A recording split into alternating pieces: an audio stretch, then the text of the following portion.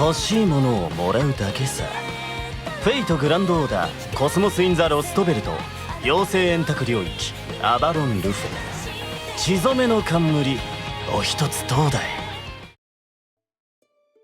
Hello everyone, welcome back for some more Let's Play Fate Grand Order. We're back for more story finally. It's been a minute. We've done, I've done quite a bit of rank ups. I got some new servants leveled up. I'm ready to go with some very strong reloading compositions. Not perfect yet. We still need a little bit more for that. But otherwise, we're good to go, as you can see. I have done a number of things. Mostly getting, again, the rank ups. But as well, getting a lot of Saint Quartz from a variety of things. I hit another login milestone, and there's just been a bunch that we've been getting. So, that said, we're in for the story now. The long haul. Let us hop on in to part 2 of Avalon La Fey. And we're back at intro, which is strange. What are we doing? What are we doing here? Let's head back in. What's the deal? We getting a perspective shift or something? Extra, extra, extra! From the deck, Da Vinci's T-phone is back! Typhone? Like the Fungu guy from Final Fantasy? Thanks, Marine. Let Typhone rest up in her... Oh, it's the owl. Okay. Let Typhone rest up in her cage until we're done writing our response. Scans for hazardous substances and contaminants are clear. It's a report from Da Vinci. Director Music, Holmes, if you would. Very well. Let's take a look. I see. Oh, fascinating. He's trying to get in there. Heads of the fairy clans, calamities, mysterious fairy horse who goes by Red Rabbit. Yes, this report has proved to be yet another scintillating array of tidbits. Can you read yourself, Godolph? Yes, of course. I am Gallia's director, after all. It's my job to stay abreast of all our latest developments. If you'll all pipe down, Captain, Marines, and Pot-au-feu, I'll read it out loud so you can follow along. You're just completely getting his name wrong even more and more. All right. To start off, let's go over what we know about Fairy Britain thus far. Are you our recap guy? Is that what we're doing? Okay. Fairy Britain, aka the 6th Lostbelt, is a dangerous place where no electronic devices can function. Tanner, Caldea's resident master and special investigations officer, his exclusive servant Mash Kyrielite, our technical advisor Leonardo da Vinci, and Tristan, a servant who was summoned out of nowhere, all set foot on Britain together. Okay, However, upon entering the Fey domain known as the Nameless Woods, they forgot their own names and memories and ended up separated. Tanner awoke in the village of Cornwall, where he made contact with a local fairy, Artoria Castor, we're not going to call her the other thing, we know what to say, who had come to aid Colony on a mission. Thanks to her and Tristan, Tanner escaped from the Nameless Woods, where he then met another collaborator by the name of Oberon the Fairy King, and began his investigation in earnest. After reuniting with Da Vinci, Tanner began gathering information on Fairy Britain, with a focus on anything that might lead him to Mash Kyrielite. This Lostbelt's king is Morgan, a fairy who has been ruling for the past 2,000 years. The fairies who populate it are divided into 6 clans, and they also control the human population. There are creatures known as Moors, who are the fairies' natural predators, also the Tamlin, fairy knights, who possess, that's not how you spell it, names of heroic spirits from proper human history. There are calamities that occur every 100 years, and the great calamities that occur every 1,000. And there's a figure called the Child of Prophecy, who is said to be the one who will defeat Morgan. After undertaking a pilgrimage to ring 6 bells kept by each heads of the 6 clans, she will then go on to defeat Morgan and become the true king of Britain. Naturally, as you can imagine, Tanner would never let her do something like that on her own, so he proposed a partnership with Artoria Castor without even waiting for my orders. So now we're obliged to lend the Child of Prophecy our full support in order to defeat our common enemy, Morgan. How you gonna react to that, buddy? Oh no, you still going? In the time since Tanner's last report. Oh, wait, what? Oh, interesting. Oh, no, we've done this. I thought this was gonna be like, here's plot that happened off screen. We're jumping ahead, but no, we've done this. In the time since our last report, Tanner's team had a run-in with Aurora, the head of the Wind Clan, had a run-in with Tamlin Gwaine at a ranch for keeping humans. Fought Tamlin Tristan at an auction house, where they also rescued Senji Muramasa, a servant disciple of the foreign god, met with Marion, the head of the Wing Clan, and encountered Koyan Sky in yet another new outfit. Oh, God, I don't want her to be summoned to Kaldi, I swear to God. We look over. Do we tell him? Do we tell him? No? Okay, let's not tell him. Let's keep him in the dark. Another local fairy by the name of Gareth and a mysterious fey horse called Redrum Pit joined their team, whose voice is remarkably familiar. After a series of adventures, including a battle against the Jersey and the River of Tears, I was right before, we got to the final area. Tanner's team finally arrived in the city of Norwich. There, who should they encounter but Mash Kirelite, who the local fairies believe to be the Child of Prophecy. No matter how many times I reread this part, it still doesn't make sense to me. How did Kirelite came to be known as a Child of Prophecy? And what in the world is a happy cat? If only this report could respond to questions. But since it can't, we'll just have to use our imaginations to fill in the gaps. I'm guessing Kirelite had her own share of troubles after escaping the Nameless Woods. At what point she probably ended up saving some people. Fairies? I don't know. I was gonna make a joke about, like, what do you call British? You know, do you call them people? But he is British, so it doesn't really... Is the music family British? They must be, right? They're probably gonna be, like, some, like, Austrian or something, but for all intents and purposes, he's a clock tower guy. He's British. Anyways, fairies up in the northern part of Britain, which probably led them to regard her as a hero. But at any rate, the report also says that Tanner's team made contact with the crypter Peperoncino, who had been laying low in Norwich. After numerous mishaps, the Calamity of Norwich finally appeared.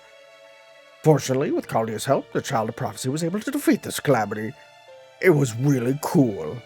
However, shortly after Mash Kirelite had been reunited with Tanner, she was whisked away to parts unknown by a mysterious phenomenon separating her from Tanner once again. Yeah, because we can't have a happy story. Gotta be sad.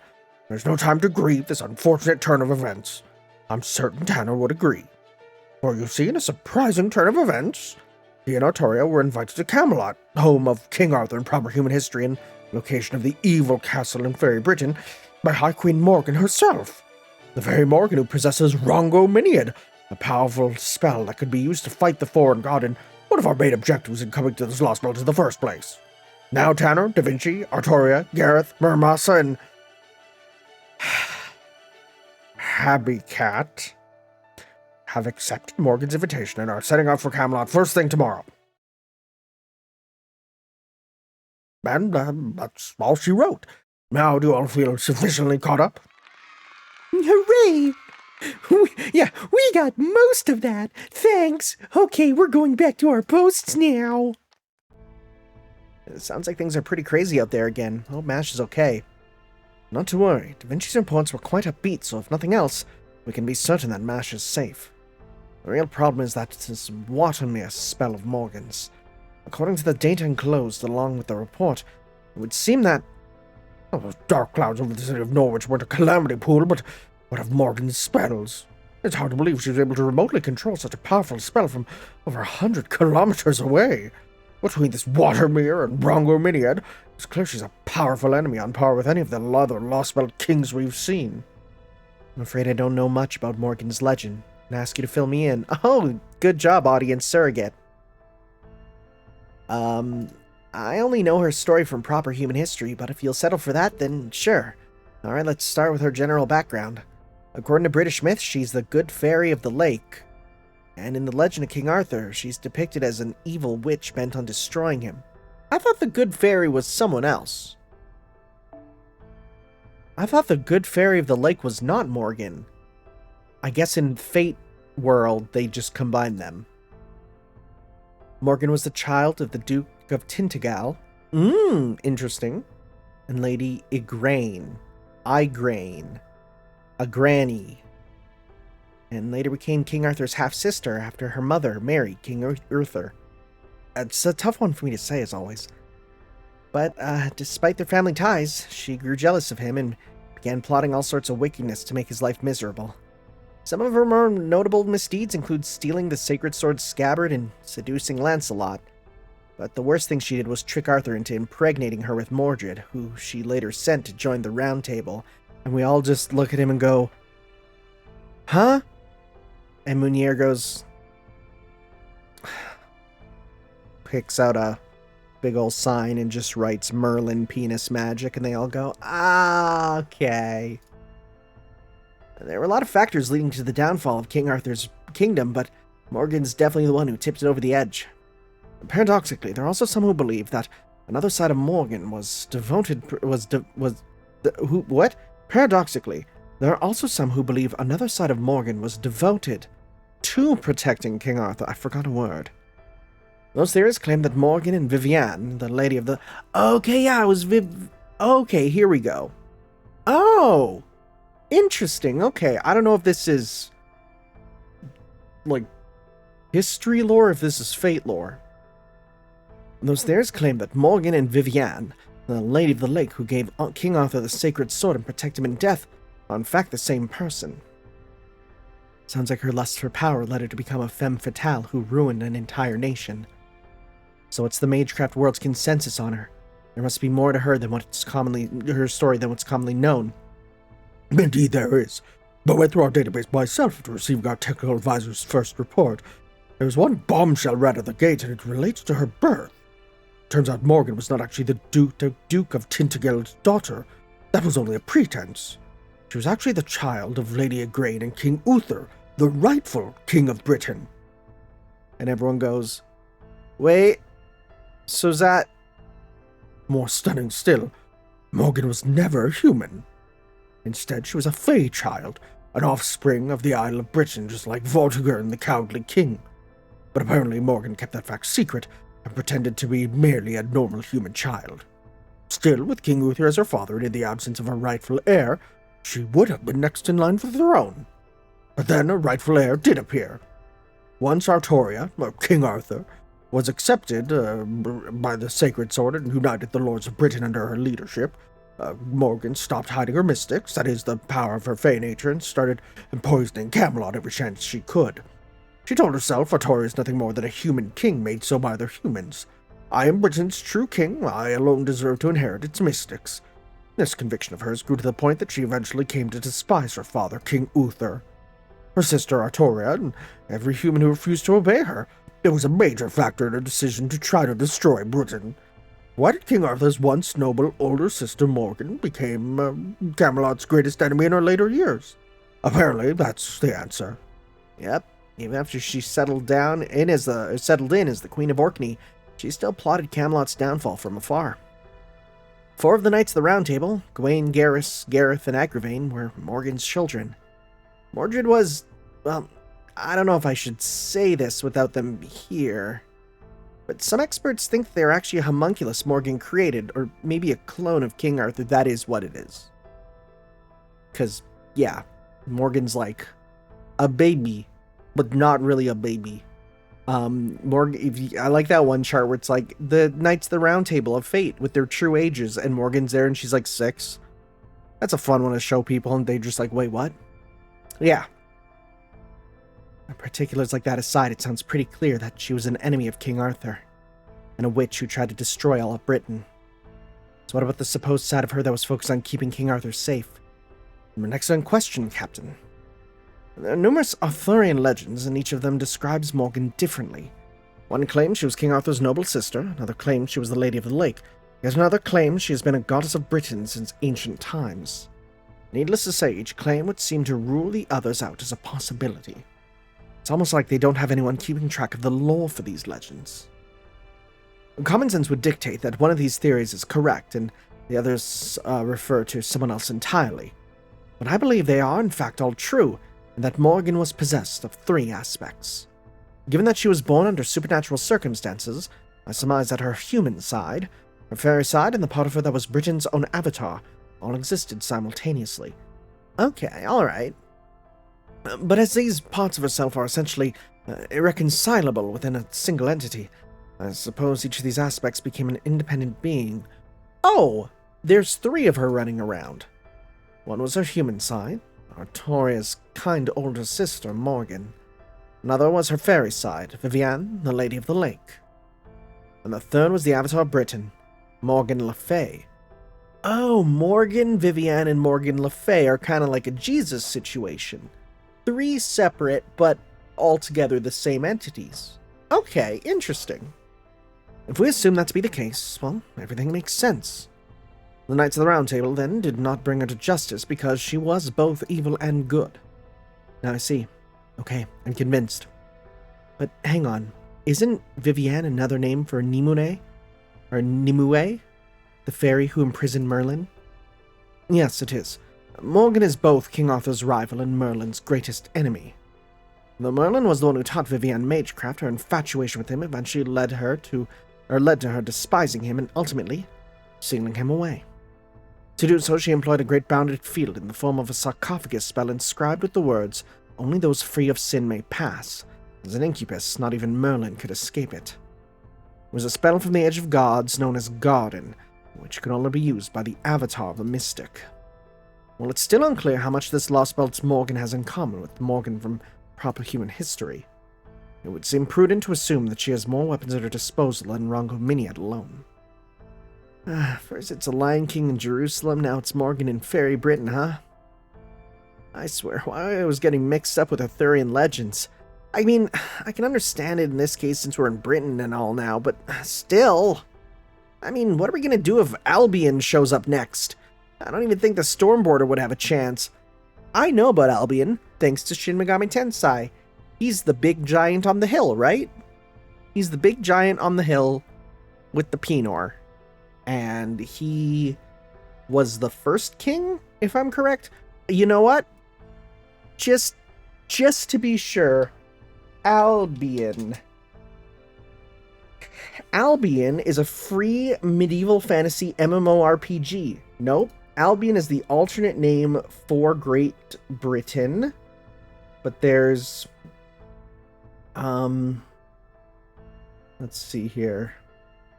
The Giants of Albion... No. Can I go to disambiguation? What I want is... Albion is... Oh, there's a lot of stuff named Albion. Oh, there's a lot. Is there one for, like, history?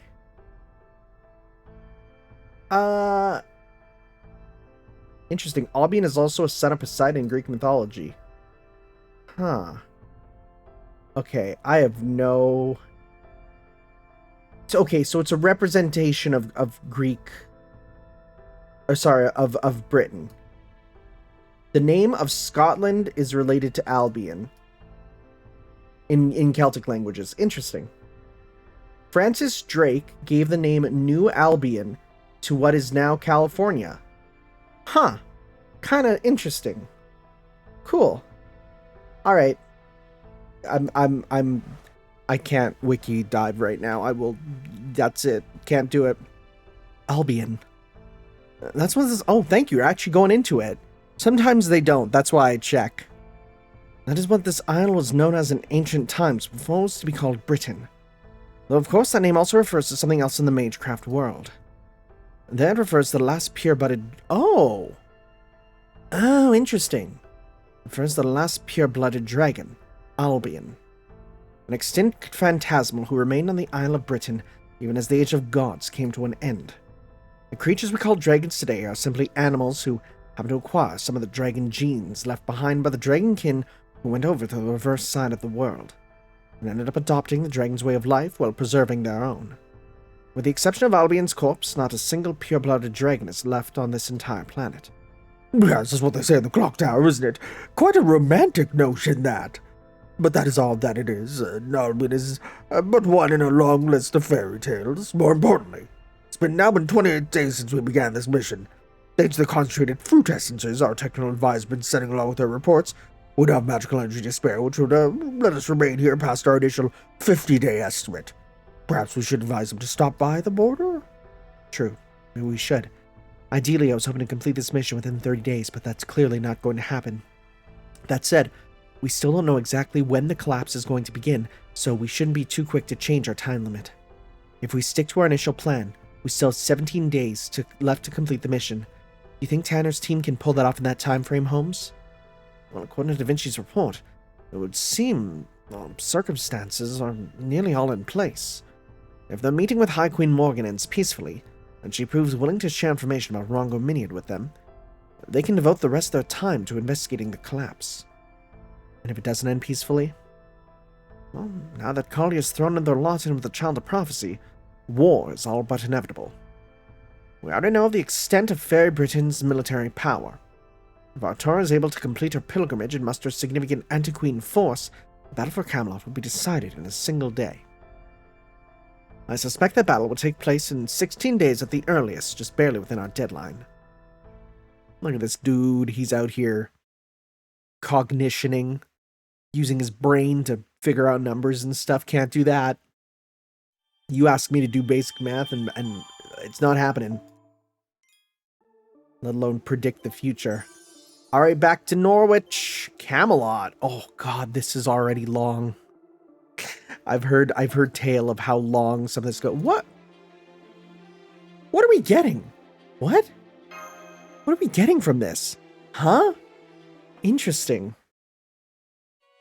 I'm curious.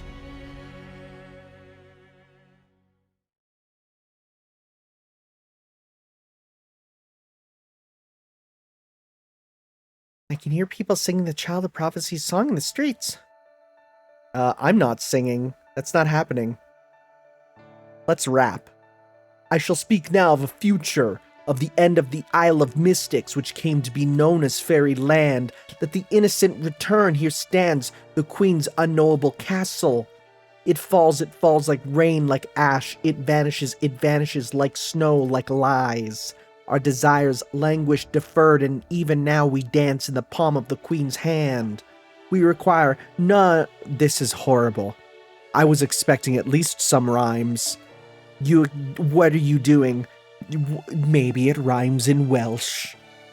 We require now only a little more patience. After 2,000 years, the dawn shall bring the child who will be our salvation. She shall be the child who saves the world, who binds both peoples together. Even if her light begins as but an ember, even should no one see it. Oh, the scansion! She will become as a moth, as a flame drawn to draw moths, a city of iron, a sea of soot. When the calamity recedes, her pilgrimage begins. Chosen by the staff of selection, the savior, guarded by travelers from afar. I'm just now saying it. Shall reach the throne. The true king shall arrive at the throne, accept now this bloodied crown. Ring, ring, like raging thunder, like weeping flame. Let us hearken to the 6 bells ringing, blaze the path of the true king. Ere the red calamity catches us, ere the black calamity devours us. Indolent and derelict though we may be, we are scions of the free fae. I should probably be paying attention, this sounds pretty important. Never have we wished for anything, but we still desire a shining future. There's no mention of Norwich being destroyed in that song. So why did Oberon say there was nothing anyone could do to stop its destruction? I'm gonna be real. I never trusted Oberon, frame 1. I wonder, does he know more of this song than anyone else? Oh, Da Vinci, you're so trusting. I do, as a matter of fact. The prophecy actually has 18 verses in total. Most fairies are only familiar with the 14 we just heard, but there are actually 4 more. I knew it. Why didn't you tell us sooner, Oberon? I just forgot to mention it, okay? I'm sorry. Can we please drop it? I'm guessing you had a reason you couldn't tell us?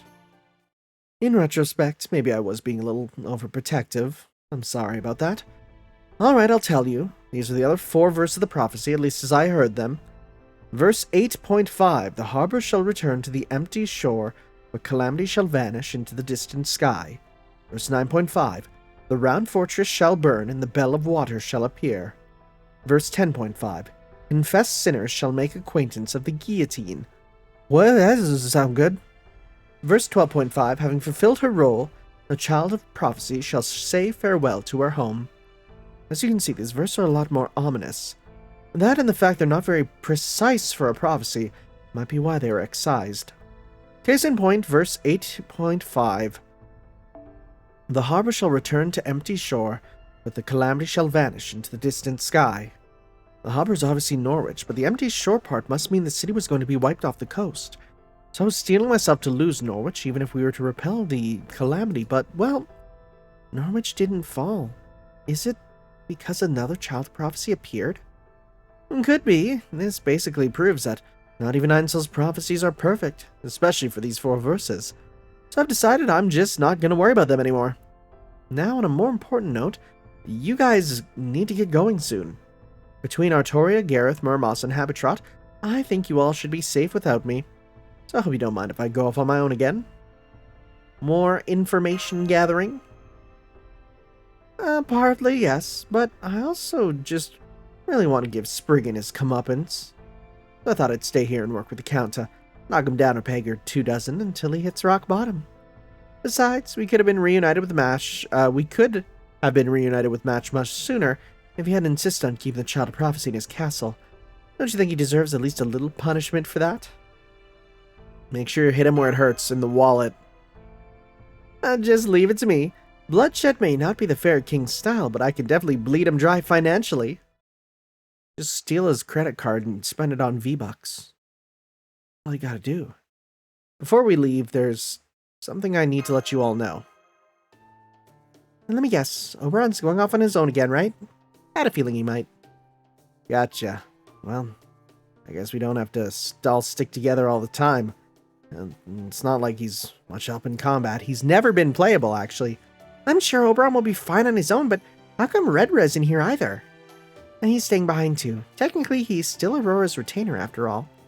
And it wouldn't be good for her if we were seen with us right now. So I'm just gonna have him stay here with Oberon and bring the carriage if we need it. I see. That makes sense. But you there, the pink fairy, Habitrot, right? Are you coming with us too? I mean, the way to Camelot is probably pretty dangerous, so... don't worry about me. I'll just be fine. Just think of me as a spectator, along for the ride. In fact, you should probably be more worried about yourself than me, Gareth. I'm the irreplaceable healer every party needs in combat, and I'm probably stronger than you too. Don't worry, Tanner. I'm not going to let you die before you and Mash are reunited. So feel free to wade into battle all you like. As long as you don't die, I can patch you up with my magic needle no matter what horrific injuries you sustain. It sounds both very close to and very far from Nightingale's preferred treatment methods. Nightingale? Now that's a nice fairy name. Oh yeah, I guess it is, yeah. You already know a nurse as cute as me, huh? Quiet, everyone. Here comes the Queen's troops to the main gate. I apologize for a 10-minute delay. I am Tam Lin Gawain, and these are 30 members of the 1st Royal Knight Moors Extermination Brigade. We are the ones who will be providing you, honored guests of Camelot, with safe passage. Thanks for your help. We would appreciate your cooperation as well. Being aware that you are being escorted can make life easier for the soldiers escorting you after all. We have readied a carriage for the Child of Prophecy and the Foreign Mage. Your retainers will need to walk. I trust all is you.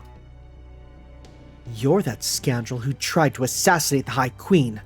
How are you still alive? I saw you fall into the pit. That? Yeah, Lancelot handed me my ass and tossed me right into the pit. But unfortunately for you, I managed to survive, and now I'm the Child of Prophecy's bodyguard. Next time you see Lancelot, tell her not to take her eyes off a servant until their spirit origin's completely gone. What should we do, Lady Gawain? Are we really okay letting this man back into Camelot? What if he tries to assassinate the Queen again? It's all right. If he does, he won't have the element of surprise anymore. I can take him myself. Especially now that the Queen has assured me not to worry if combat damages or destroys the castle. Yeah? Hey, that's great. You barely fit in the place anyway. Should help you move around better. I mean, that's meant to be an insult, but that sounds like a positive thing to me. Next time we fight, I'd rather just be head-to-head. without either of us holding anything back. I guess the Child of Prophecy is something of an eye for talent after all. However much of her other retainers suggest otherwise. Oh, dang. Come on, guys. Fine. You there. Make room in one of the carts for our guests. The servants can ride with the foreign mage. Treating those two as honored guests, at least until we reach the castle, will help us all move faster. Yes, my lady. Right away. We'll be taking the western road to Camelot. Spend one night at Oxford along the way. We'll then take a detour around the pit towards Camelot. For the next 2 days, our fates shall be intertwined. We will not turn our swords on each other, regardless of what may happen. Do you agree to that, foreign mage? Of course I do. Good, then let us be off. Soldiers, do not let your guard down simply because this is an escort mission. The Calamity's destruction has led to Moor's toxin spreading far and wide across Britain. Eliminate any Moors you come across immediately upon discovery. I don't want to hear even a peep of discomfort from our guests. Well, hey, don't say they're not treating us, like a proper, welcome wagon. It's true. We are following a good protocol at least. We're at the Giant Hole East. I'm at the corner of Giant Hole and East. Come meet me here. Sure. I'm guessing we're just gonna have to beat up some Moors along the way. Well, that's a relief. This carriage rides just as smooth as Red Rabbit's. By the way, Tanner, are you really ready for this? I mean, I'm kind of nervous, but you'll be fine since you're used to this sort of thing. Is that it? Well, that must be nice. I couldn't sleep a wink last night, so I just practiced with my staff. And you're what, 20% nerves, 80% relaxed? How can my servant be so much better at this? It's not that, Artoria. Tanner's just as nervous as you are. He's just had enough experience with situations like this to understand the value of staying calm. Masters need to give orders and watch out for their servants after all. So while Tanner might not be able to fight on the front line himself, he's very good at keeping cool under pressure. Really? So you've met a lot of other kings then? And goddesses, yeah. Employ a couple too. So you'd think I'd be used to this sort of thing by now, but nope, not even close. By the way, I heard something interesting about Tamlin Gawain back in Norwich. Apparently she was the first fairy to be made a Tamlin during the era of the High Queen. About 200 years ago, during the year 1800 in the era of the High Queen, there was a huge outbreak of caterpillar moors in central Britain. That calamity later became known as the Caterpillar War, and it was Gawain who put a stop to it. So while it might not be like the calamity we got rid of in Norwich, she still resolved the calamity just like Artoria did, and that's what led to the Queen recognizing her skill. Are you filled with newfound respect or just surprised now? No, nothing. Gawain would surprise me. Well, I see what she's saying there. Nothing Gawain could do would surprise me or make me respect her. That said, I guess this means Morgan's not the only fairy to have dispelled a calamity then. Guess that means I'm even less special than I thought. Oh man, I'm even more nervous. Oh crap, I'm sorry. I didn't mean to make you even more nervous. And hey, from what I've heard, the Caterpillar War wasn't all that big of a calamity. I mean, the one in Norwich was a once-in-a-millennium great calamity, so it had to be, smaller than that. Don't forget, we saved an entire city. You have every right to be proud of that. Yeah, you're right. I mean, Mash and Tanner might have done most of the heavy lifting, but I definitely still contributed. And when it comes to defeating Moors, I can hold my own against any Tamlin. Hello? Oh, that's a gong. I thought it was dinner. That was like the dinner bell, but no, we got Moors. More smoke spotted nearby, incoming from 3, 7, and 11 o'clock. Lightning soldiers, prepare your mystic codes. Guards, get into your formations. Tanner? I know you want to show Gawain what you can really do, right? Right, I'm gonna make her see me in a new light. If you're out here, I assume you have no intention of sitting back and letting us do all the fighting. Very well. I would welcome your aid. There are a lot of Moors here, and I prefer to avoid casualties. Follow me, Child of Prophecy, Foreign Mage. Make sure you stay close to me. We could. Or I could just do my new strategy that I've been doing quite a bit. Wait, formation restricted? Let's see here. Oh, it's probably just can't use mash, right? All right, so where? Oh, it's because it's ordered by attack. That's why I want to go by HP. There we go. So we're gonna go with you. Up to 3 servants can be set.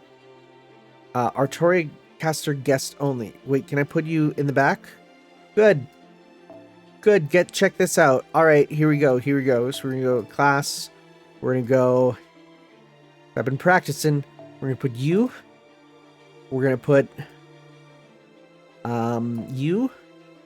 You're there, which is good because I like having you as a caster. And actually, who I've been also putting in as like a backup is where is she? Yeah, because then you're there as a backup. So then you get this. You can honestly, you could do anything. What I've been doing is I've been giving you where is it here? There's that. And you can get that for now. All right. And we have our plug suit. Yeah, because then we can bring you back out. All right. Let's do this thing. It's not perfect yet, but it works. You'll see.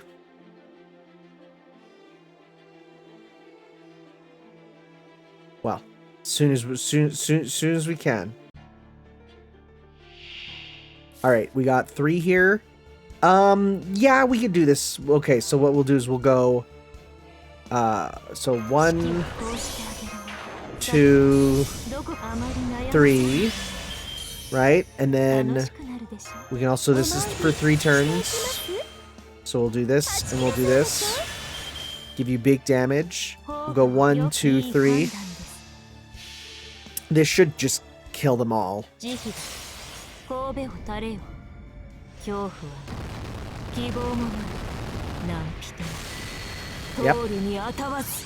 Because they are the Moors element. Okay. And so now we go with 1, 2. And so that works there. We'll go 1, 2, 3. Just in case, because if we need to move on, we will.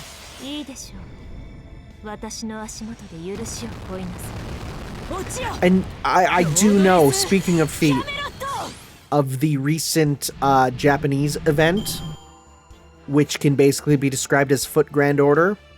You're welcome. I'd like to believe that I helped to make that real.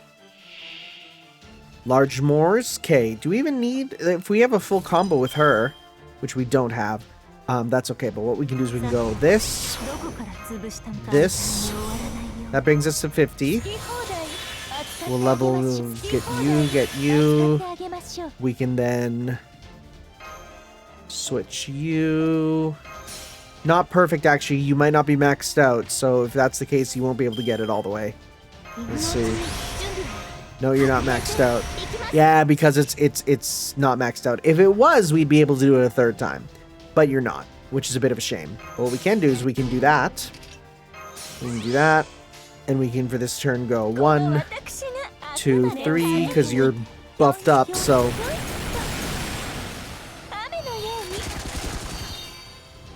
And there we go. Oh, shoot. I didn't even see that. Didn't look at that. Yeah, if this was ours, we would have been able to do it a 3rd time. But I didn't. But boy, it's going to make grinding easier. For like events and stuff. Oh, no! They got Gimlet, or whatever his name is. I've not watched any Lord of the Rings stuff, I'm going to be honest. Never read, never watched. There are still 10 large Moors to contend with. No, more are still coming. We can't handle this many. Those of you without iron weaponry, stand back. Do not engage. Just lure them into one spot so I can burn them all at once.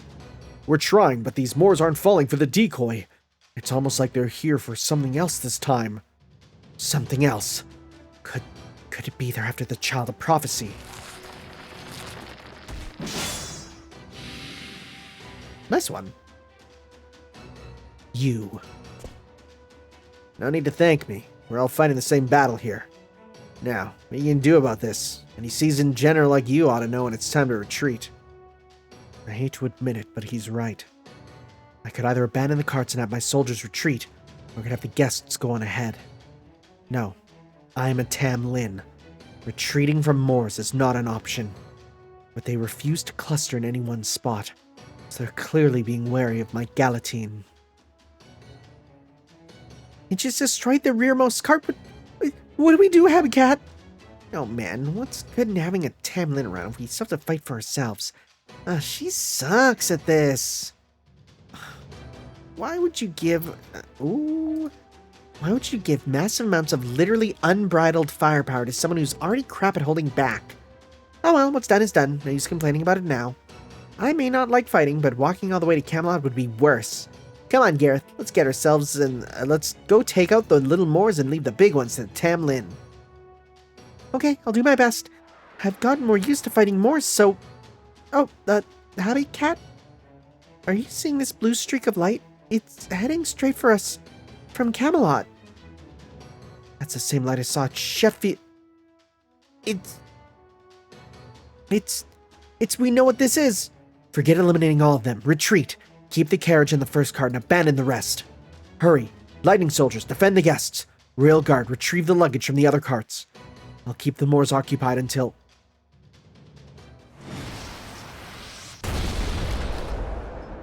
Lancelot's here, is that what it is? We got little Lancelot? Yeah! Cool mask. What are you doing here, Lancelot? I didn't ask for your help. I don't think you need my help either, but the High Queen commanded me to come. Hostiles detected. Eliminating. Stand back, Gawain. Taking out individual targets is in my area. Cool. Cool. Cool. She's cool. Can't wait to see her final form. I just saw a few people that were like, why don't you have her fully ascended? And it's because everyone told me to not do it because of spoilers. Oh, interesting. Okay. So we gotta use you. Oh, we got to use you. Interesting. I don't even know if we'll even be able to use the Master Support. Okay. Let's see here. I wonder if we'll have our last skill to pop here.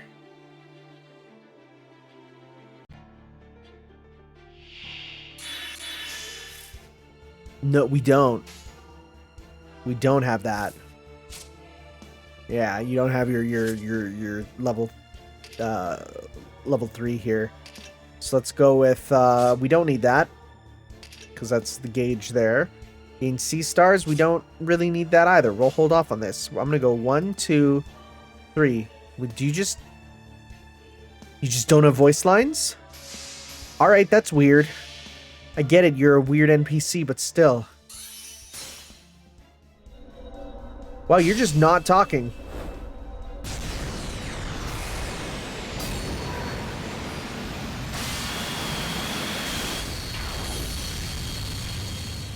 It's a good super. It's a good super. Can't wait to see what the other one looks like, too. Nearly killed in one, but looped perfectly. Wow, we don't even need to worry about looping. We can just straight up kill, huh? Because we just got a whole bunch of meter. Wonder if that's going to be a gimmick for the boss fight, too. Well, if she's just going to be getting meter, who cares? Just do this. And then we'll go... I'm going to go with this. Because then we'll go 1, 2, 3. Alright, let's give this a go.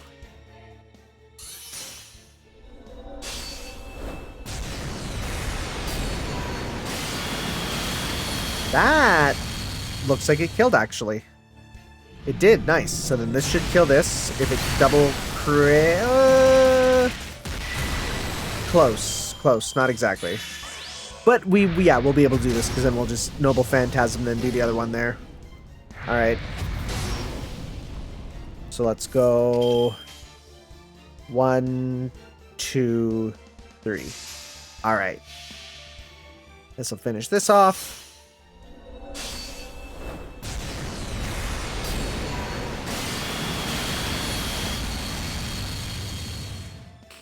Okay.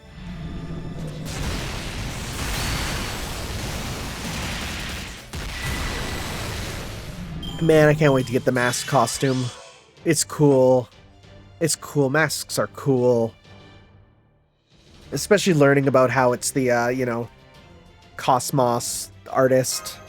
Like, you can see the Xenosaga stuff. It's good. It's good.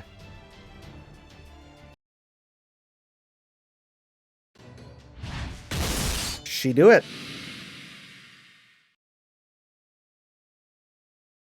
She's like a fighter plane in fairy form. That's just a fun sentence. All Moors have been destroyed. Brilliant work, Lady Lancelot. So this is what they mean when they call you the undefeated Dragon Fairy. Dragon? Okay. Oh, frick. Are you Albion? Is that what we're doing? Is she Albion? The most beautiful Tamlin in all of Britain. I still can't believe you took out so many of those large Moors so easily. She's probably Albion. That would make sense. There. I eliminated the Moors just like the High Queen told me to. I'll let you handle the escort from here, Gawain.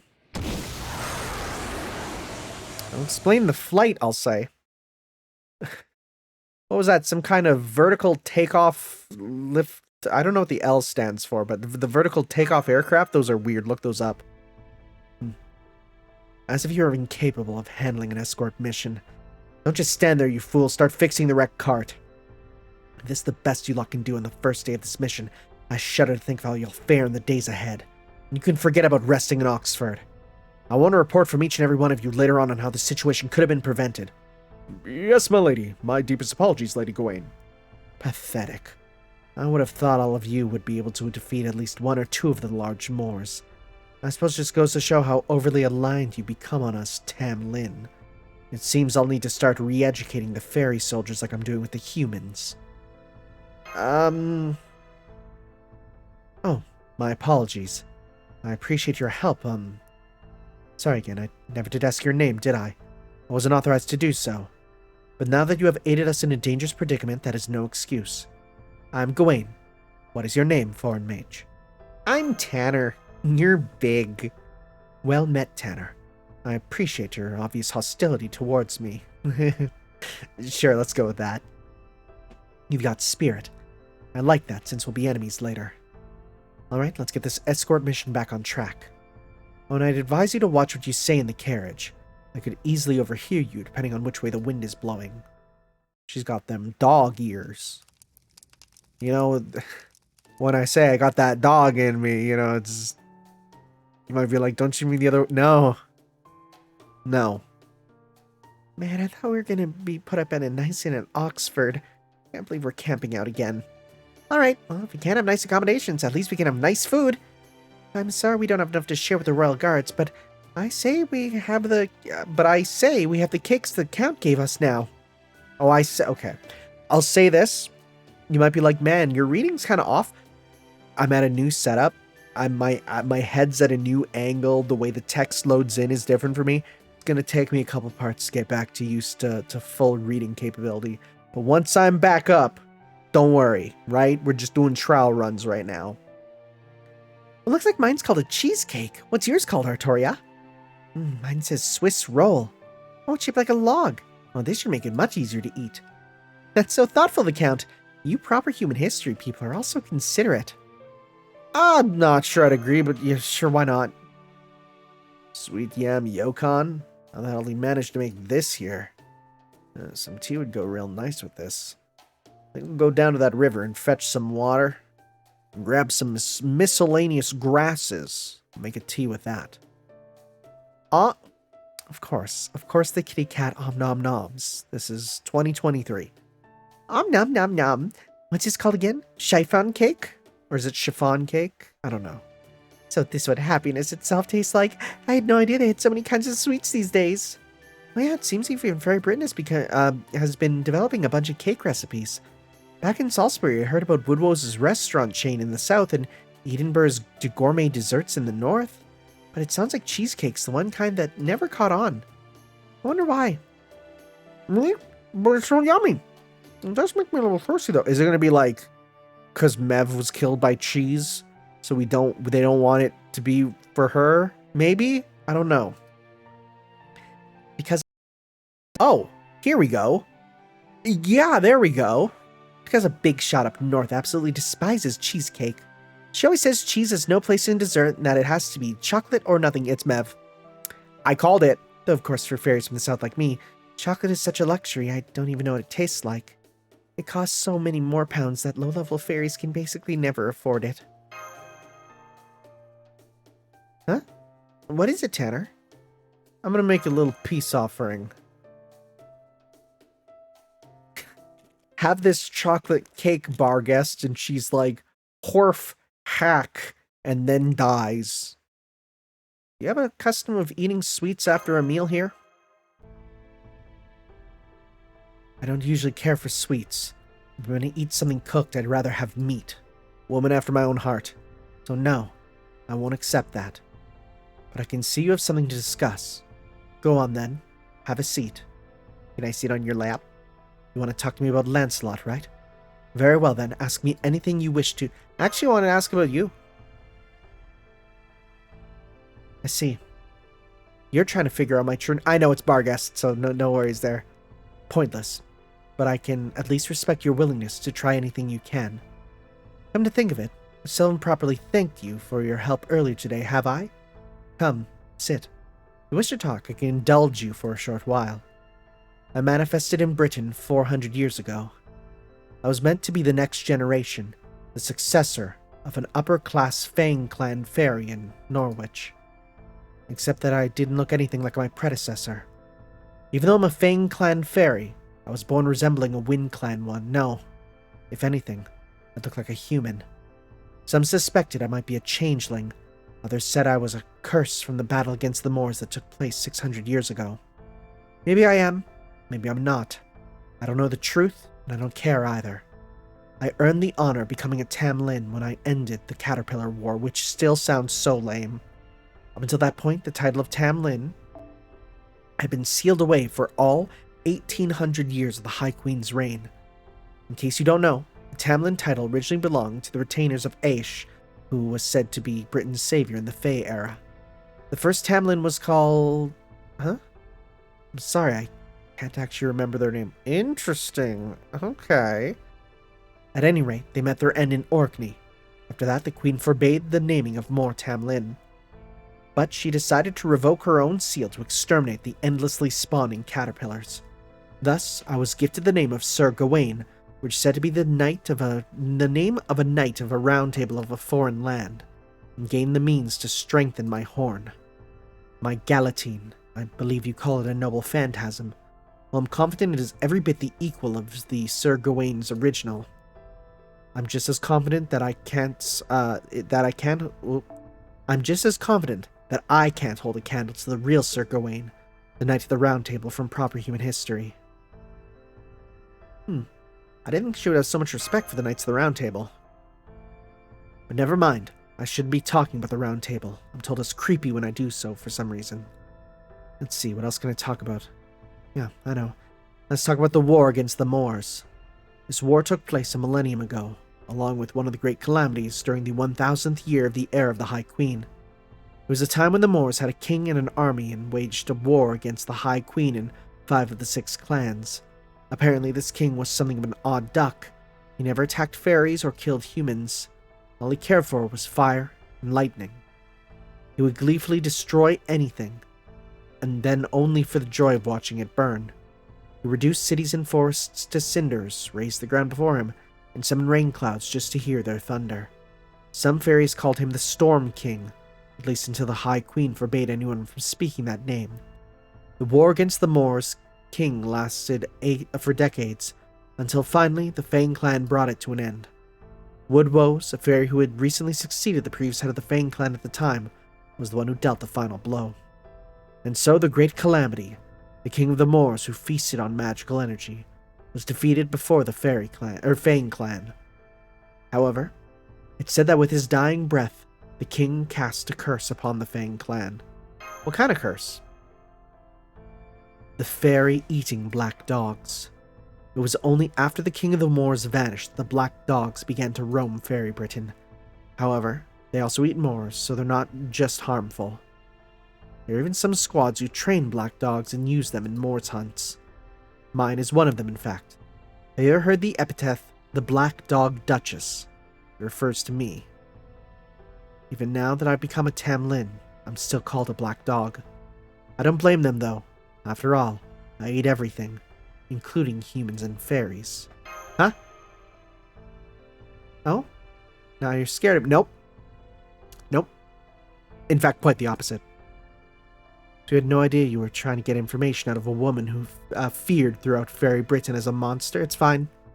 We all have our negative traits. Well, worry not. I would never eat you all. I only consume the strong. I'm unusual for a fairy. What I eat makes me stronger. In fact, I could inherit any unusual powers or abilities the fairies I eat may possess, though with limits on capacity and compatibility. Oh, you're Kirby! And right now, I'm still full on foul weather, the great Earth Clan fairy. I needed his sacrament for the Caterpillar War. Oh, whoa, you ate it like 1,000 years ago, or 400 years ago. It was crucial.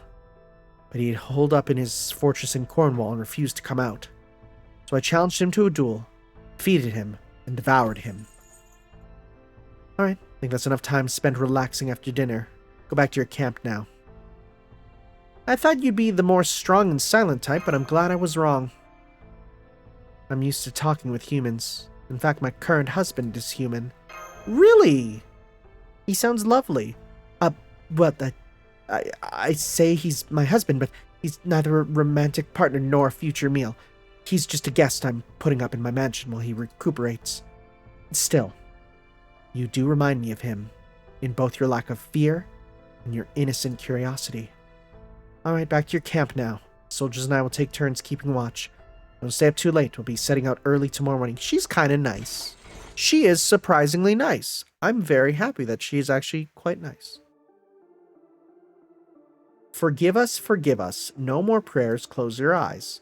There's not much fun time left. The veil has fallen, extinguish the light. Today is ending, farewell. This day too will end forever. Right, I forgot about this. They sing and then it goes to night. Forgive us our sins. It's too late to do anything now, but make sure everything is cleaned up. Yeah, it's that song again. I'm just instinctively always clicking the bottom one after being told some of the options that will lead to the new story stuff. The special story, you gotta pick the bottom option, so that's why I'm doing that. Alright. I'm actually going to call it here, just for now. I am very tired. I will continue this in a little bit here. I need a break.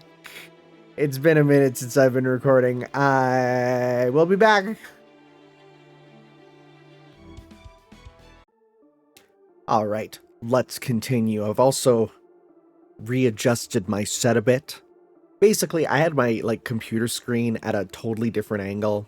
And after playing this game for so long at a certain angle, it ruins you to all of a sudden have to play it at a different angle. So I've kind of adjusted it to be a bit better. So hopefully now things will be a bit better for my reading ability. All right, continuing on to Camelot some more.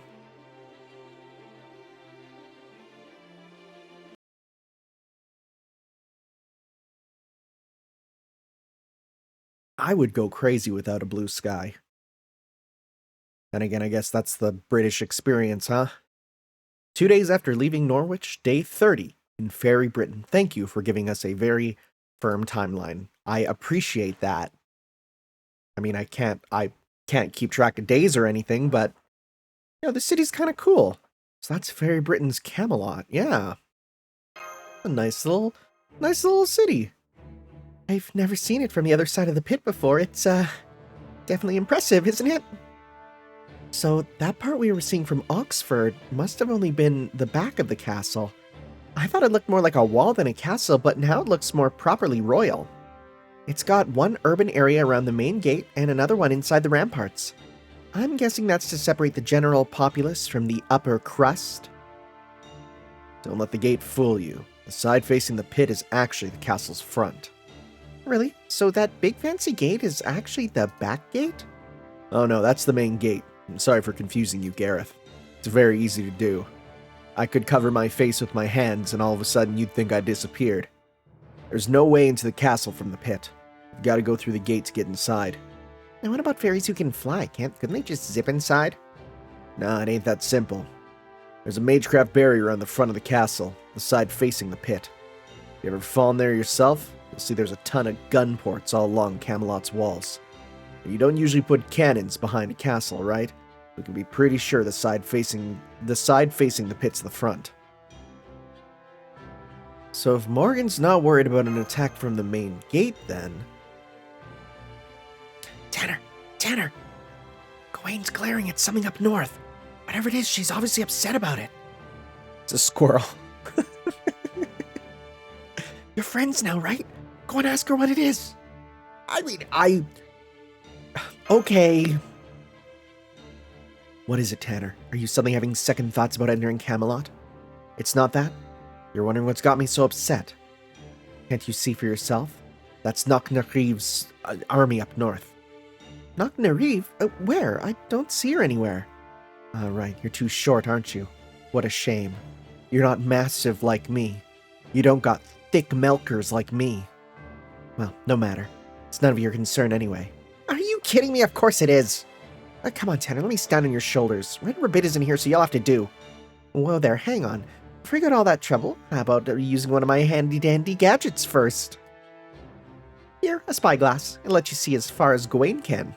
Now take a look at those plains up north and you'll see some really intense glares pointed this way. Huh? What do we got? Oh wow, I can see super far with this. Thanks, Da Vinci. And try turning the dial on the side. It's set to 5 kilometers now. But if you crank it up to the 4th notch, you can set it to 20 kilometers. There, see them? There's a ton of fairies gathered in those plains. Are those fairies? Are those trees or fairies? I can't tell. Or are all those fairies? I really can't tell. That must be the Northern Army that the other queen that we've been hearing so much about. Knocknariv of the King clan. That's her army? It's not just Fang and Earth clan fairies. There are also lots of soldiers with masks. Are those oh, wait, are those giants? Oh boy. Are those giants? There are giants there. That's right. Knocknariv's rule bestows power and wealth upon any who swear fealty to her. It's the opposite of Gloucester and Murrian. However, that effect only works when Knocknariv herself is nearby. I see. If she wants her troops to be effective, she can't be far from them. Go on, Tanner. Take a look a little farther ahead. See that huge carriage? The one that looks like a small fortress? It's Big Jack Horner, isn't it? And his baker's dozen. There's a fairy standing on top of it looking down at us from up there. And even though this is your first time seeing her, I think you'll agree there's no mistaking who this Northern Queen is. It's Mev. It's gonna be Mev. It's gonna be Mev. Right? Wait. Wait. What am I looking at? I'm looking at a crotch. That's a crotch. That's a crotch. It's Mev! Well, that's definitely a very Celtic bodysuit. Boy, we really just zoomed right in on her crotch for a bit. That's a good design, though. That's a strong look. I prefer this to her regular outfit. How come we don't have this? Then again, she doesn't need all of those. Whoa, it's Mev, the Queen of Connacht I fought in America. Mev, you mean there's a fairy just like her in your world, too? Wait, why is she staring at you instead of me? Did you do something to upset her, Tanner? And probably just generally exist. 20 kilometers away or not, I can't believe she brought her troops all the way out here. Isn't that obviously a hostile act toward Queen Morgan? I really like her little crown, too. This is such a good design. Dang. It's a shame that this will not be a costume. Knocknariv and her forces are just within her territory. She claims she's only running military exercises in preparation for the Great Calamity.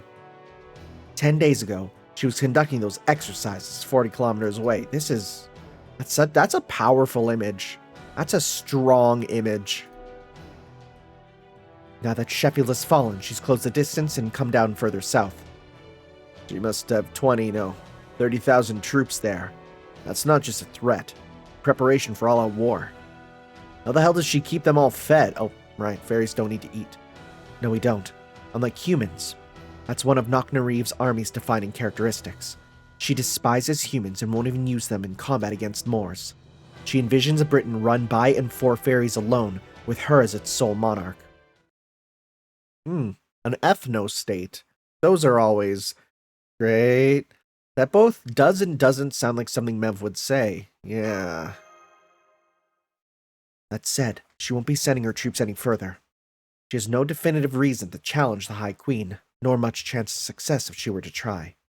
The Northern Fairies have been incited to rebellion against the High Queen several times before. Each time they find themselves retreating north with their tails tucked firmly between their legs.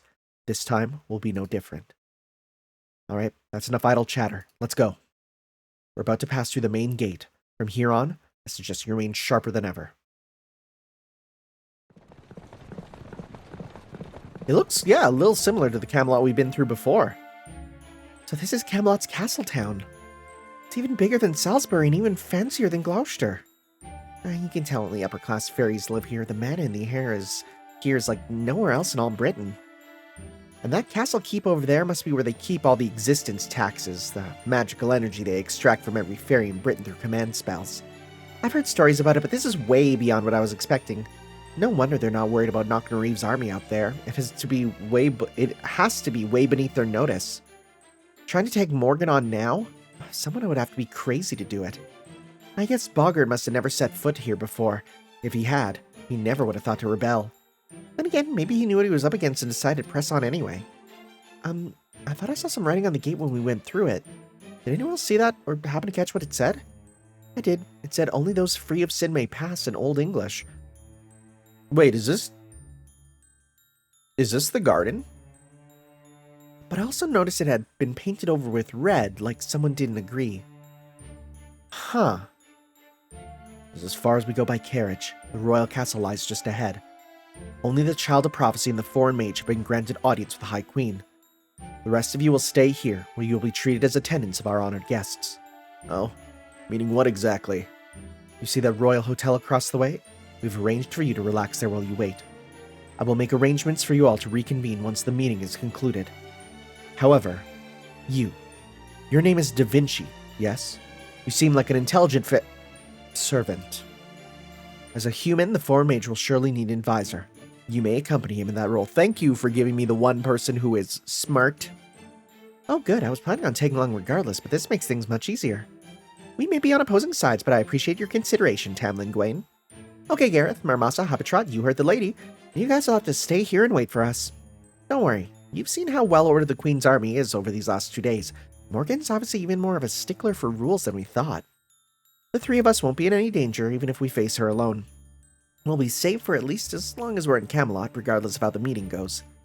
I'm not surprised. I did break into the castle my first time here. I didn't expect them to invite me in. Anyway, good luck in there, Artoria. Don't get so carried away you end up saying something you regret, alright? She will. You too, Tanner. Watch your partner's back, understand? I can't say I'm not worried, but strangely, I do agree that it feels like you'll be safe. Okay, I'll be waiting for you here. Be careful, Artoria, and good luck. I'm fine with this arrangement too. I'm not interested in Morgan anyway. I'm just here to keep an eye on things until Tanner and Master are reunited. Let's do this thing.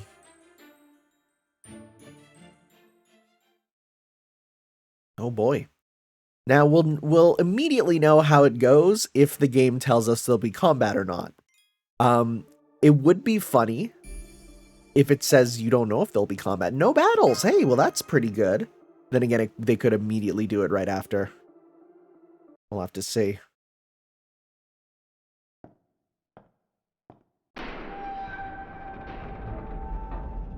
Oh man.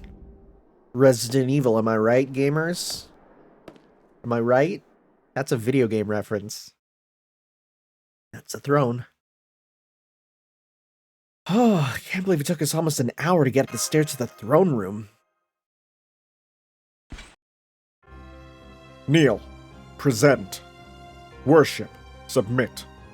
Emissaries to the throne, cease your breathing. 30 ambassadors, 100 officials, close your mouths. You are in the presence of High Queen Morgan, the king who expands our boundaries and upon whose shoulders all of Britain rests. Revel in her glory. Know this, child of prophecy. Know this, foreign mage. This meeting is a sign of the High Queen's grace and amnesty. Thank you. So very good for you all to come, even without a formal invitation. My ambassadors and officials are now commanded to be silent. Until this meeting ends, or I order otherwise, the only people present permitted to speak are myself, my guests, and me, Barrel Gut, Queen's hubby. Sorry, fancy fairies. Oh boy, he's here. Barrel Gut, so he really is here in Camelot. Did you say he's Morgan's husband? Hey there, Tanner and friends. I haven't seen you all since Olympus.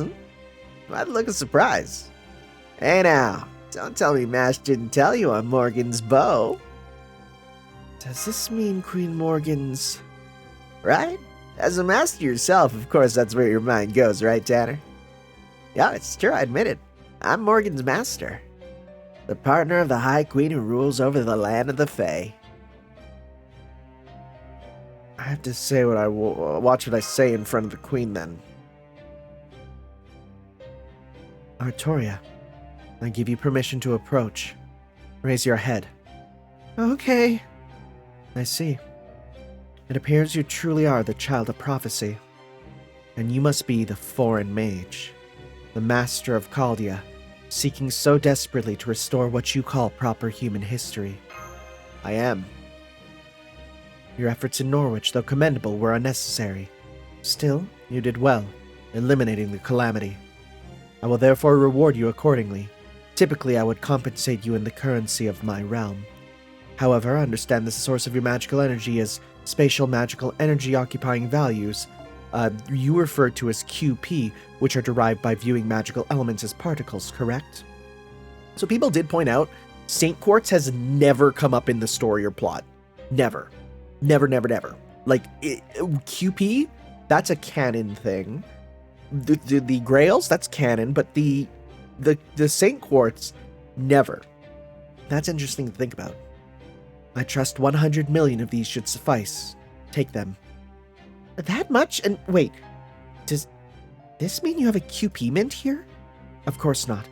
I will simply create them myself by using your own Magecraft Systems methods. I have nothing more to say. If there's nothing else you wish to discuss, then our business is concluded. Artoria, Tanner, if either of you would ask questions of me, now is the time. But be warned, though you are my guest, careless words may cost you that status and protection it affords. Don't mess up. It looks like it's up to me to speak first. So you will speak up first, then. Very well. You are indeed brave. Tell me, Conqueror of 5 Lostbelts, what is it you want? Chaldea's goal is to resolve the Bleached Earth phenomenon. Yes, I am aware of the situation in the outside world. Barrel Gut has informed me. But there's another anomaly detected in this Lostbelt that we need to resolve first. Oh, what sort of anomaly? Using an ability similar to Einstein's ability to prophesize, we've observed a future depicting a cataclysmic collapse. We don't yet know what causes this collapse or how it will actually happen, but if it isn't stopped, it'll spread across all of Britain and ultimately destroy the entire planet. That's why Chaldea came to Fairy Britain. We need to investigate this collapse and prevent it from ever happening. Now that the Tree of Emptiness is gone, we have no quarrel with this Lostbelt. Our goal is to stop the world's collapse. That's all. I see. So you say you have come here not to conquer our world, but to save it. Is that all? We also want a divine construct we can use against the foreign god.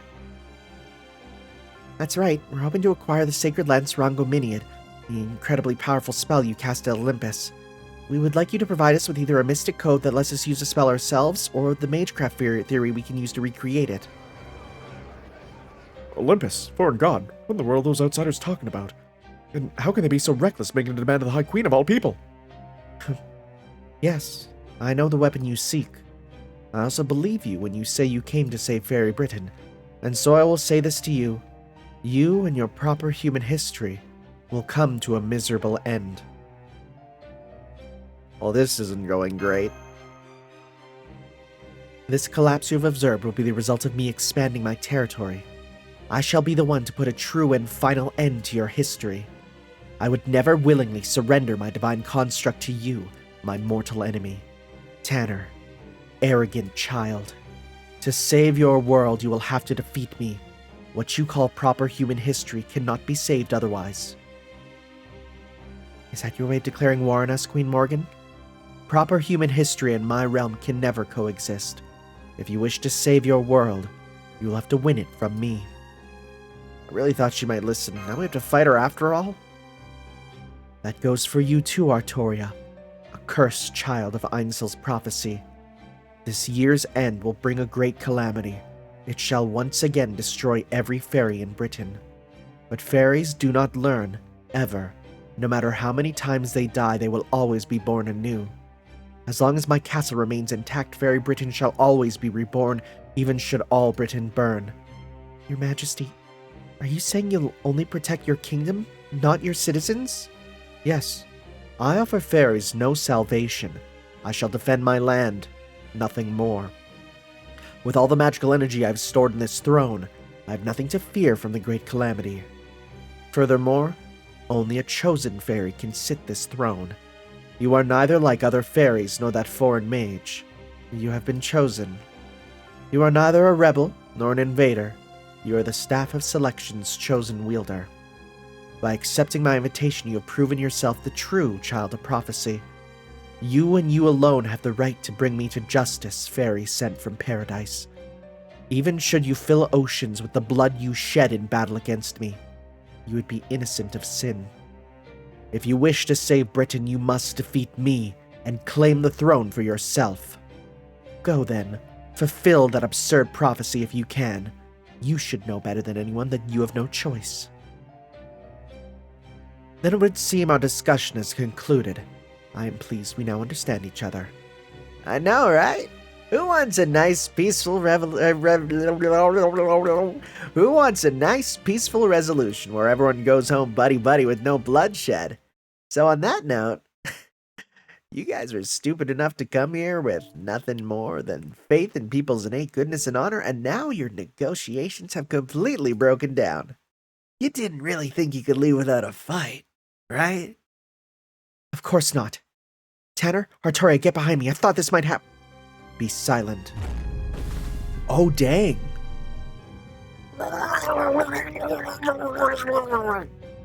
Even now, these are my honored guests. I will permit not so much as a hair on their heads to come to harm, nor will I allow even an insult to their pride until they have left Camelot.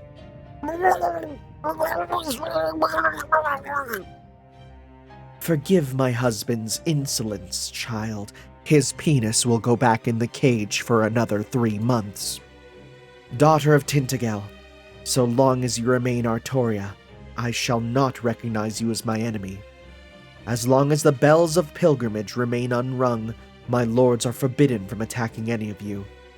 However, if she does start ringing the bells and officially declares herself the child of prophecy, then, and only then, shall I name her, along with Caldia, my enemies and marshal my army against you. I therefore advise you think very carefully before beginning a war you cannot possibly win. Now stand down. I'm certain there is nothing left to say. Or is there? Where did you take Mash? Mash? What is that? A potato? That's the name of our companion, the one you swallowed up with the spell you usually used to get rid of calamities. She's a demi-servant with the spirit origin of Galahad, the Shield Knight. Since you named your Tamlin after other knights of the Round Table, I'm sure you must know that name too.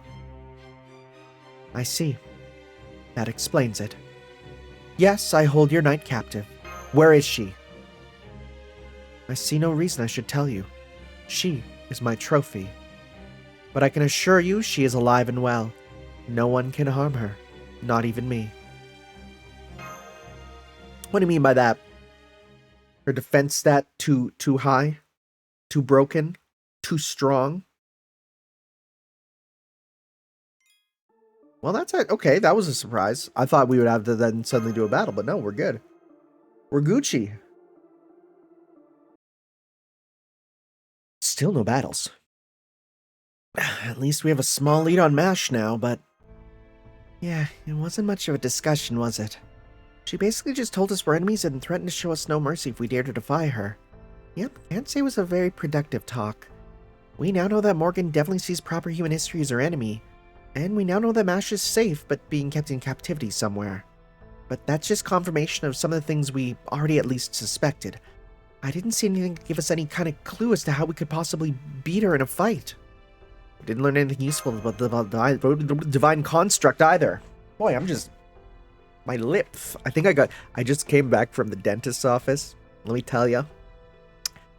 When they mess up your mouth, when they just go in there and completely clean you up, it changes how your mouth feels, man. Actually, we did just make a bit of progress there. Remember that artorium? Nope. Sorry. I thought it was when I saw the word atrium, I thought it was the altrium. And so I immediately changed my reading to artorium, which is not what it is, the atrium. Remember that atrium in the throne room? The one overlooking the pit? Well, I noticed a distinct magical energy pattern nearby. It was very similar to the Lion King's and the Sixth Singularity. Oh, the throne is Rongominiad? That confirms for me that Morgan has Rongominiad on hand in weaponized form. And not just one or two of them either. She must have... sorry, she has 10 Rongominiads? Okay. She must have at least 10 in place around Camelot's main gate. With that many of them on hand, she must have already used them here several times before. So we can assume that the one she threw at Olympus must have been just one of several she had at hand, or had it ready. It would have been great if she'd be willing to sell us just one of them, but it's pretty clear that's not an option. So now the only way for us to complete our initial objective of acquiring the divine construct for ourselves is to defeat Morgan. We definitely have our work cut out for us, don't we? Still, at least we made it out there safe and sound, so we also know that Queen Morgan is true to her word. True, both Morgan herself and all of Camelot might be stuffed with magical energy, it's downright chilling. But she was also adamant about upholding the laws she has set as a queen. She didn't even listen to Beryl when he tried to break them. I know, Tanner. That only makes it all the more mysterious. Beryl said he was Morgan's master. If that's true, it would make her a servant. But it can't be true because she's ruling Fairy Britain for the last 2,000 years. Beryl couldn't have come to the Lostbelt any sooner than the end of 2019, just like all the other cryptors. Obviously, Morgan would have already been the queen of this land by then, so he couldn't possibly have been summoned her as a servant. So the question is he lying about that, or is he being made to believe it?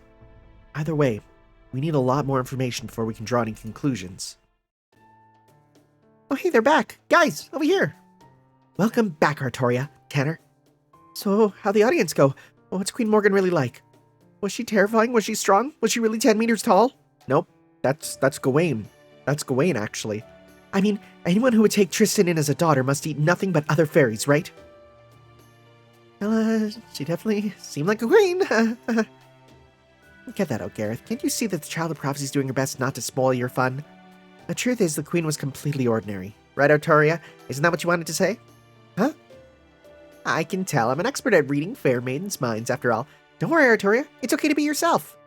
I don't know much about how maidens think, but being yourself is good advice. Deep down, you're a stubborn shrew with a fierce competitive streak, right? If anything, you were probably thinking something like the queen. I could take her any day of the week. Give me 1,000 years and I'll probably be way stronger than her. I wasn't thinking any of that sort. And couldn't you make it 100 years?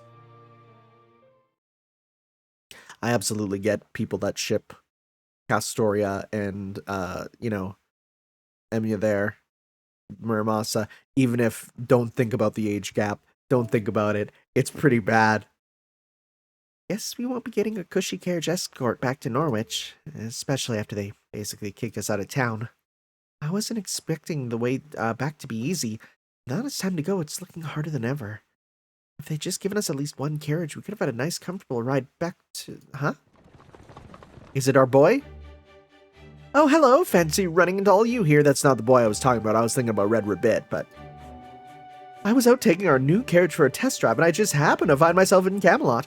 Seems like fate to me. That's the game. Go on, get in. Don't be shy. Oberon, you sly dog. Yep, I figured you'd be finishing up around now. I take it your audience of the Queen's all done now? I'd love to hear about it all, but first, we should probably get going before our presence here gives the Queen's army any ideas. Hello, everyone. I'm glad to see you haven't been tempted by any other carriages. Say hello to our new and improved carriage. It's now got 6 passenger seats and 2 sleeping berths. With this bad boy, I can promise you all a more comfortable journey around Britain than ever before. You'll see they don't call me Red Raw Homestuck Brit for nothing. That's great to hear about the carriage, but why are you all glammed up too? You got like face paint on and horns and... Is that Sharpie and bathwater? Once I told the fairies of Norwich that I was one of the Child of Prophecy's attendants, they were delighted to absolutely pamper me. I was gonna say he's in a different outfit. The clan fairies whipped this armor for me during the celebration. I see. Well, that's nice. I just hope you're ready to pay for it yourself. That's just the way the horse's tail wags.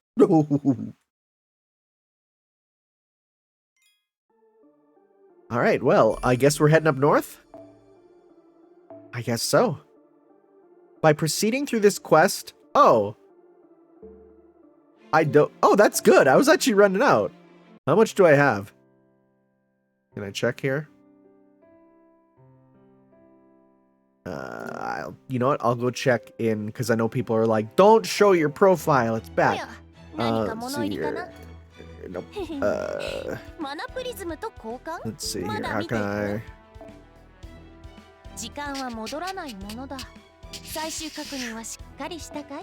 Just sell some stuff here for QP. Okay, yeah, oh yeah, I should be good. Good, yeah. Nice. That's a hearty chunk of change. I'll take that. It is nice that it's like, yeah, you'll get it there. Yes. Start quest. I'm shocked that she just does give QP. That's kind of cool. She's true to her word. And that's how our audience with Morgan ended. Well, she certainly didn't mince words, did she? Morgan is eager for this fight. I'd hoped there might be some way to broker peace if Kaldi and the Child of Prophecy met her together, but she obviously never had any intention of giving up her throne to the Child of Prophecy, the true king. And that's not all. Morgan doesn't even plan on saving Britain. She said she was going to expand her territory and destroy the outside world, right? I was already pretty sure that was her plan, but I didn't know how she planned on pulling it off. But after hearing about your meeting, I think I've got it. She's going to use the Great Calamity herself. How so? Remember the water mirror spell she used at Norwich? That's what she always used to get rid of the calamities before. Isn't that right, Habitrot? Yep. She doesn't usually break it out at that massive of a scale, but that teleportation spell's one of her go-tos. Even if Tanner Mash hadn't gone to such extraordinary lengths, she still would have made the calamity disappear. Or rather, she would have made it her own.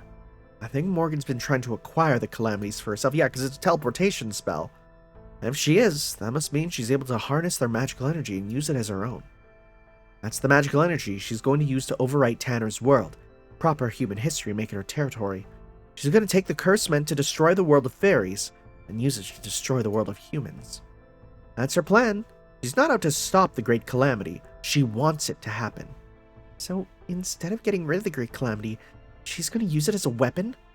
Even though she has more than enough power to banish it like she did in Norwich? But that would mean only the fairies inside Camelot would survive. Now you mention it, those upper-class fairies in Camelot all look down on the other cities. I even heard him say stuff like the only fairies worth anything are those from Camelot with a straight face. They've completely bought the whole privileged class nonsense that the Queen fed them. I'm sure they just think of the Child of Prophecy as an irritant. I know the Queen said she wouldn't consider us her enemy until we ring one of the bells of pilgrimage, but she's also married to Beryl, right? It's a good thing Oberon showed up with the carriage when he did, because there's no telling when he might have sent troops after us. You said it. First things first, we should put some distance between us and Camelot. We can figure out our next course of action after that. If nothing else, we know exactly what we have to do now. If we're going to save Britain, our world, and MASH, we're going to have to defeat Morgan. Boy, if only there was an evil army we could use to get on our team. Several hours after the meeting at the empty throne room. Still no sign of movement from the pit. What's in the pit? That is concerning. What's in the pit? That aside, a great calamity that comes every 1,000 years, The sheer idiocy of these fairies never ceases to amaze. At least it is useful. I will use whatever I must to erase proper human history forever. Still you!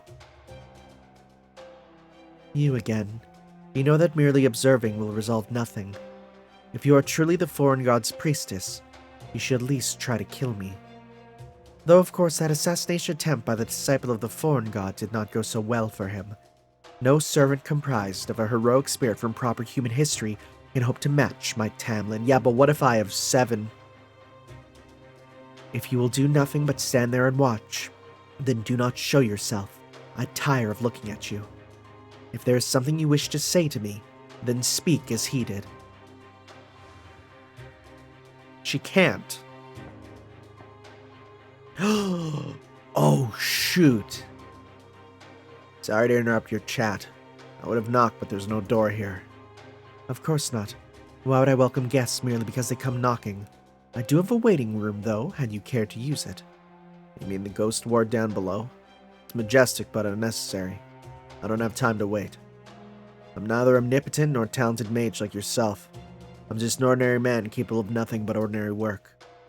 Truthfully, I should be avoiding places like this where I have no business in the first place. Your actions defy comprehension. Yeah, I don't know what he's up to. You are clearly from Chaldea.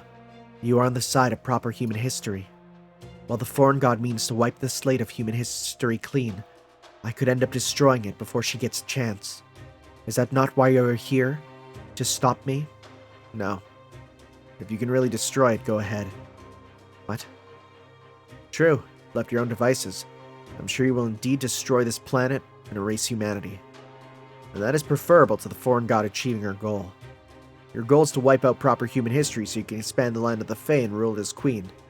I can't approve of your goal or your approach to pursuing it, but I do respect what you've accomplished. Though I'll neither try to interfere with your plans nor lend Chaldea my aid. If you should succeed in rendering this planet a lifeless husk, I have no objection. If you are not here to interfere, then why have you come? You claimed you had no time to waste, did you not? I came to see what you've created here. It deserves at least that much. You saw the Tree of Emptiness for what it really was, and instead of fearing it, you used it yourself. You grasped Chaldea's summoning system instantly and made it your own. Those are truly exceptional accomplishments. There are a scant few who have even approached your level of godlike genius. Now do you understand, High Queen Morgan? I came here to praise you. I cannot imagine there is anyone else willing or able to give you the accolades you deserve. Your estimation of my magecraft skill means nothing to me. If anything, it sounds snide. Now if that is all you have to say, then leave. This world is soon to be mine. There'll be no place in it for either the foreign god or a beast. He is... If that is Goetia, that's a beast class. We just fought him. I know. This was the last chance to intervene anyway. Even if I did try to get in your way now, it wouldn't change anything. If my aim were to stop what is happening here, I've come 2,000 years too late. Your history is perfect. Your script is complete. While you did make a mistake with Tristan, your victory is still close at hand. As one who has stood in this very position, I wanted to applaud you and the path you've taken. Yep. Erasing humanity. Right? In my estimation, neither the Child of Prophecy nor the Master of Chaldea have any hope of defeating you. Though, of course, we're a third player who has yet to show themselves to intervene. That would change things considerably. Boy, I sure wonder who the mysterious third player who could be an evil fella in disguise could be. I will wait with bated breath on who that might be. I sure don't know. A mysterious trickster fella. I sure don't know. We'll have to see.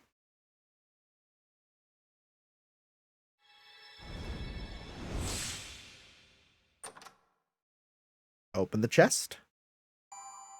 Oh, and she even threw in a free Saint Quartz. It's like a premier ball in Pokemon. Oh my god. Oh boy, we got another long one. Oh boy. Well, we'll be heading up to London, or Londinium, as it's called here.